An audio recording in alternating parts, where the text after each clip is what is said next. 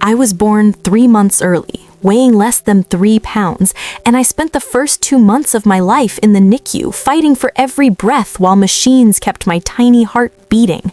My parents never let me forget what that cost them, not in the way you'd expect, not with gratitude that I survived or relief that I was healthy, but with a quiet, constant reminder that I was expensive, that my existence came with a price tag they never stopped calculating. Some kids are called blessings, some are called miracles. I was called a liability.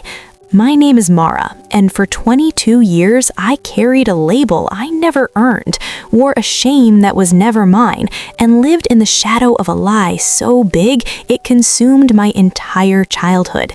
This is the story of how one audio recording, less than 12 minutes long, dismantled 2 decades of carefully constructed family mythology and exposed the truth that everyone had been too comfortable to question. Growing up in our house, there were 3 unspoken rules that governed everything. Rules that were never written down, but were enforced with the kind of consistency that makes them more powerful than any law.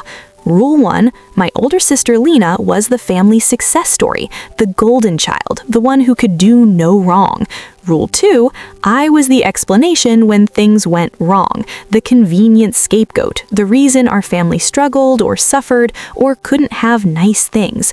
Rule 3, I owed them gratitude for keeping me, for choosing to bring me home from that NICU, for not giving up on me when I was so small and fragile and expensive. Gratitude wasn't optional, it was mandatory, even when they treated me like I was less than, even when the love I received felt conditional and cold. I learned early that in our family, love wasn't unconditional, it was transactional, and I was always in debt. The contrast between how they treated me and how they treated Lena was stark, but it was never acknowledged. When teachers praised my work, when I brought home good grades or awards or recognition, my parents would downplay it. They'd say things like, well, school isn't everything, or let's not get too confident, or my personal favorite, it's easy to look good when you're trying to prove something. But when Lena underperformed, when she failed a class or got in trouble or quit yet another extracurricular activity, they defended her. They made excuses. They inflated whatever small accomplishment she managed to scrape together into something worthy of celebration. I watched this double standard play out year after year, and I learned to make myself smaller, quieter, less demanding. I learned that my successes made them uncomfortable, but my failures confirmed what they already believed about me. So I stopped sharing the good things. I stopped asking for praise. I just existed in the margins of our family, grateful to be tolerated. When I was 15 years old, something happened that would define how my extended family saw me for the rest of my adolescence. A family heirloom went missing, a delicate gold bracelet that had belonged to my great-grandmother, passed down through generations, worth more in sentimental value than money, but still appraised at several $1,000s. It disappeared from my mother's jewelry box on a weekend when both Lena and I were home. I didn't take it. I barely even knew where my mother kept it. I had no interest in jewelry, no reason to go through her things, but somehow, quietly, without any real investigation or evidence, without anyone actually asking me directly if I'd done it, the story became that I had stolen it. Lena suggested it first, I think. She mentioned to my mother that she'd seen me near their bedroom. My mother mentioned to my father that I'd been acting strange lately. My father mentioned to my aunt that they were dealing with some behavioral issues with me. And just like that, the narrative solidified. I was guilty. The intervention came during a holiday dinner with the entire extended family present. Aunts, uncles, cousins, grandparents, everyone was there. My mother stood behind me with her hand on my shoulder, her grip firm, almost painful, and told me it was time to apologize. I tried to say I didn't do it. I tried to explain, but my father cut me off and said, "Mara, we're giving you a chance to do the right thing.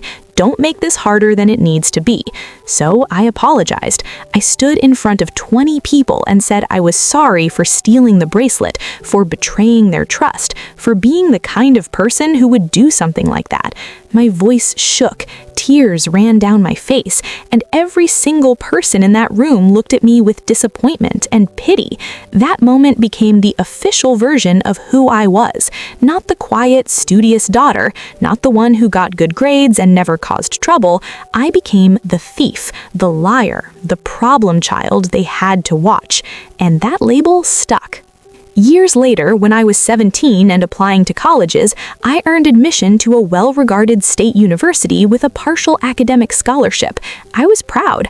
I thought maybe this would change things, that they'd see I was working hard, that I was going to make something of myself despite everything. But when I told my parents, when I showed them the acceptance letter and the scholarship details, and explained that I'd need some help with the remaining costs, they refused.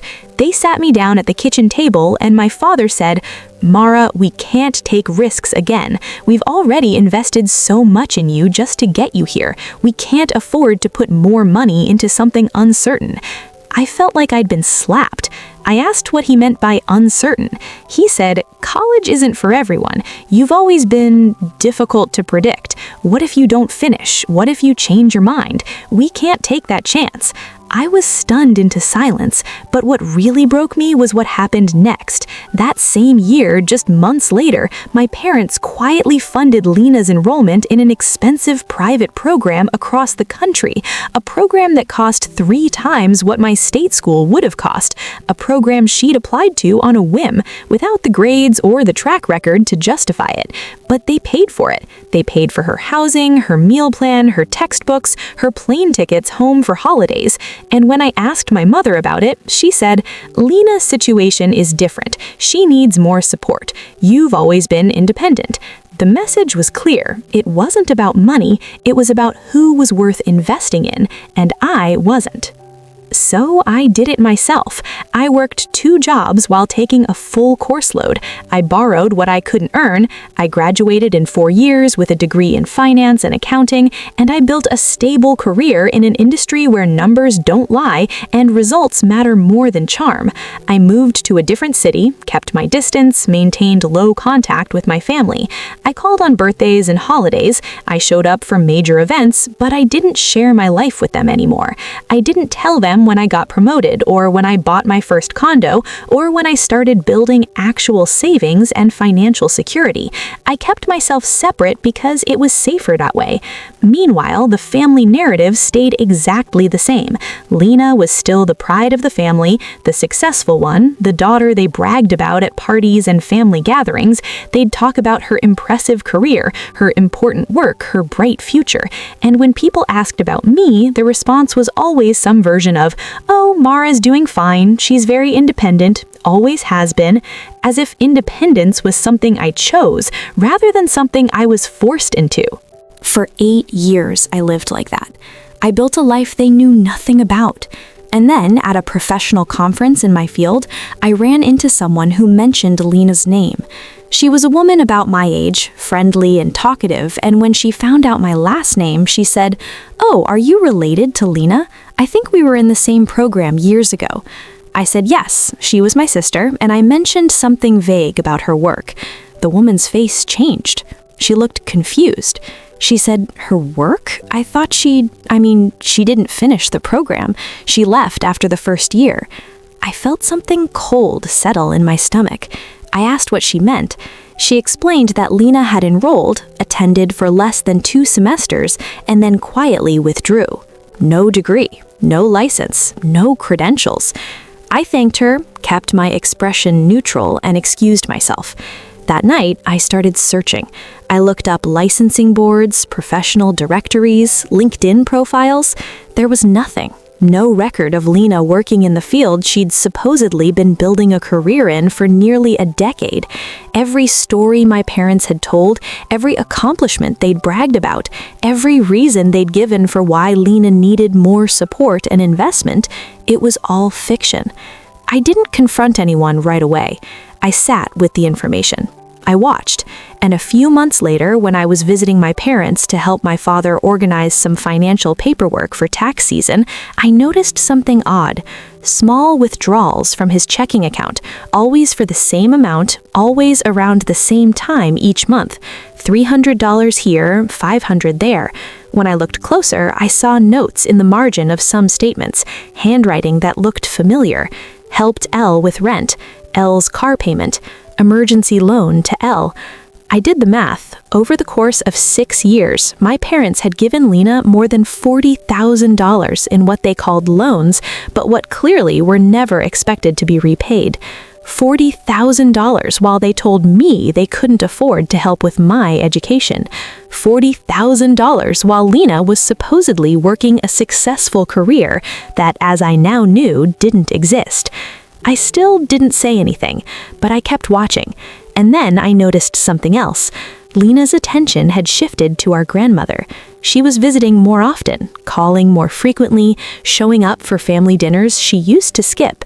She'd sit close to Grandma, hold her hand, talk about memories and family and how important it is to take care of the people who really show up. My grandmother, who was in her mid-80s and starting to slow down, seemed to glow under the attention. She started talking about updating her will, about making sure her estate went to the people who really cared. And every time she said it, she'd look at Lena with such warmth and pride. I realized what was happening. Lena had burned through everything my parents could give her, and now she was setting up her next source of income. Our grandmother had a modest but significant estate, a paid-off house, savings, some investments, and Lena was positioning herself to inherit as much of it as possible. That's when I decided I needed proof, not suspicions, not speculation, but actual evidence that couldn't be denied or explained away. So I invited Lena over to my place, just the two of us, something we rarely did. I bought nice wine, made dinner, created an atmosphere that felt safe and nostalgic, and I let her talk. I asked gentle questions, I laughed at her stories, I made her feel like I was on her side, like we were the same, like I understood her. And once she was comfortable, once the wine had loosened her tongue and her guard was down, I asked about the money. I framed it carefully, like I was impressed, like I wished I had the same relationship with our parents. I said something like, "How do you do it? How do you get them to help you so much? I could never ask for anything." And she laughed. She actually laughed and said, "Mara, it's not about asking, it's about letting them believe they're saving you. Mom and Dad need someone to rescue. They need to feel needed. I just let them feel that way." She kept going. She told me about the program she never finished, how she realized early on it wasn't for her, but kept letting our parents believe she was succeeding because it was easier than admitting she'd quit. She told me about the fake job updates, the exaggerated accomplishments, the small manipulations that kept the money flowing. And then, when I brought up the bracelet incident, she almost choked on her wine from laughing. She said, "Oh my God, I can't believe they actually made you apologize for that. I took it, obviously. I sold it to pay for a spring break trip, but you were already the problem child anyway, so it made sense to let you take the fall. Besides, they wanted to believe it was you. It confirmed everything they already thought." I felt my hands shaking, but I kept my voice steady. I asked about Grandma, and Lena didn't even hesitate. She laid out the whole plan, how she'd been positioning herself as the devoted grandmother, how she'd been subtly undermining other family members' relationships with Grandma, how she'd already talked to Grandma about being the executor of her estate because it should be someone who really understands her wishes. She said, "Families don't keep receipts for love, Mara, but they do for mistakes, and you've been the mistake for so long that no one's going to question me being the favorite." I recorded every single word. 12 minutes and 43 seconds of confession, bragging, and casual cruelty. When she left that night, she hugged me and said she was glad we'd done this, that she'd missed having me in her life. I smiled and said, "Me too." 3 weeks later, there was a big family reunion, my grandmother's 85th birthday. The whole extended family was there. Aunts, uncles, cousins, everyone who'd been at that dinner when I was 15 and forced to apologize for something I didn't do. My father stood up after dinner to give a toast. He talked about how proud he was of his daughters, how Lena had built such an impressive career, how she was everything they'd hoped for, a testament to their parenting and their values. Everyone applauded. Lena stood and took a little bow, smiling that confident smile she'd perfected over years of getting away with everything. I felt that old familiar ache, that feeling of being invisible and diminished. But this time, I didn't stay quiet. I didn't shrink. I stood up and the room went quiet. My father looked at me, surprised. I walked to the front of the room holding my phone. I looked at Lena, and I saw the exact moment she realized what was about to happen. Her face went pale, and I said calmly and clearly, "Before we celebrate, there's something everyone deserves to hear." Then I pressed play. The recording was crystal clear. Lena's voice filled the room, casual and confident, talking about how easy it was to manipulate our parents, how she'd never finished her program, how she'd been lying for years. You could hear her laughing about the bracelet, admitting she'd stolen it and let me take the blame because I was already the problem child anyway. You could hear her laying out her plan to manipulate our grandmother's estate, to position herself as the devoted granddaughter while undermining everyone else. And you could hear that final line, the one that summarized everything. Families don't keep receipts for love, Mara, but they do for mistakes. The room was completely silent. I watched my father's face crumble as he processed what he was hearing. I watched my mother's hand fly to her mouth. I watched my grandmother's expression shift from confusion to recognition, to something that looked like grief. Aunts and uncles exchanged glances, cousins stared at Lena, and Lena herself just stood there, frozen, unable to deny what everyone had just heard in her own voice. When the recording ended, no one moved. No one spoke. The silence stretched out for what felt like hours, but was probably only 30 seconds. Then my grandmother said, very quietly, "Lena, is this true?" And Lena, for the first time in her life, had no answer that would save her. The fallout was immediate and devastating. My father, who prided himself on being financially responsible, realized that his retirement savings had been systematically drained by someone he trusted completely. My mother, who had always positioned herself as the emotional center of our family, heard in stark detail how her own emotions and reactions had been weaponized and manipulated for years. My grandmother, who had been rewriting her will to favor Lena, understood that presence and honesty aren't the same thing, that someone showing up doesn't mean they care. Lena tried to leave, but my father stopped her, not physically, but with a single question. How much? She knew what he meant. She started to deflect, to make excuses, but he cut her off and asked again, "How much did you take from us? Total?" She couldn't answer. So I answered for her. I'd done the math. Between the fake loans, the funded lifestyle, the program they paid for that she never completed, the rent they covered for apartments she didn't need, the emergencies that were never emergencies, it was over $70,000. The number hit the room like a bomb. In the weeks that followed, my grandmother worked with a lawyer to restructure her estate. She created an accountability-based trust that required proof of legitimate employment, financial transparency, and repayment of debts before any inheritance could be distributed. My parents demanded Lena pay back at least a portion of what she'd taken. She claimed she couldn't, that she didn't have it. They gave her two options: set up a payment plan with legal documentation, or they'd take her to small claims court. She chose the payment plan. The relationship between my parents and Lena didn't end dramatically, it just deflated. The pedestal they'd built for her collapsed, and without it, there wasn't much left. They still talked, but the warmth was gone. The excuses stopped. The blind faith evaporated.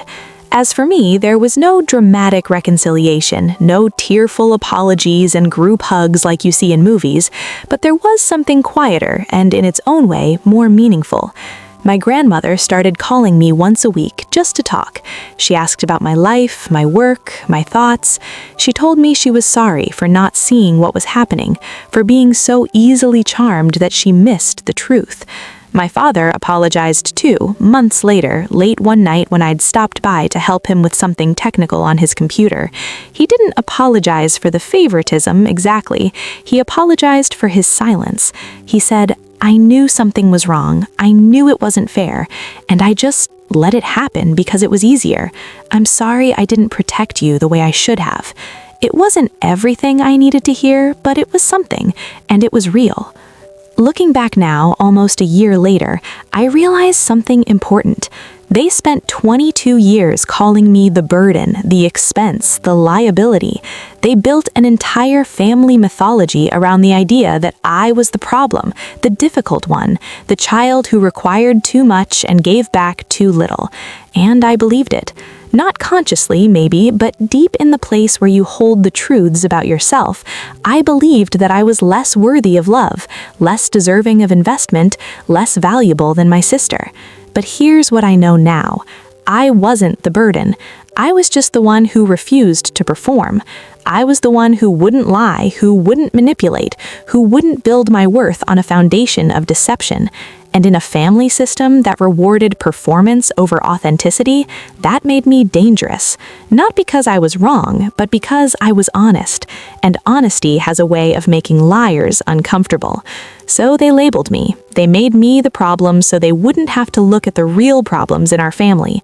The favoritism, the conditional love, the way they measured a child's worth in return on investment rather than inherent value. For 22 years, I carried their shame, wore their disappointment, absorbed their criticism. I made myself small so they could feel big. I accepted the role of the burden so Lena could play the blessing. But that recording changed everything.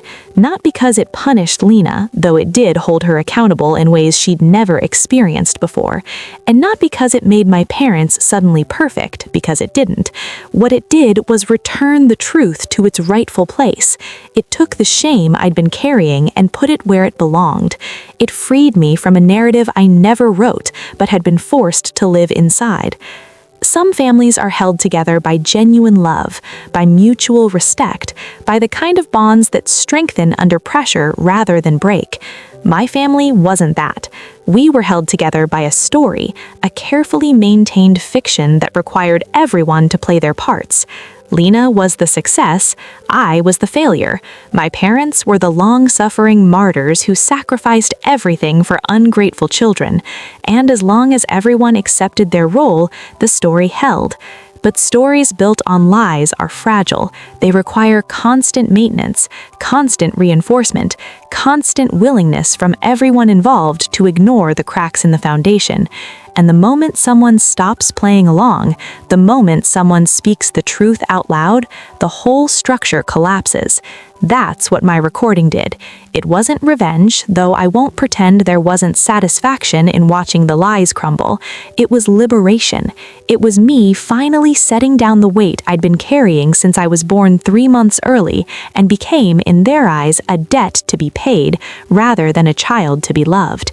I'm Mara. I'm 27 years old. I have a career I'm proud of, relationships I've chosen, a life I've built with my own hands and my own worth.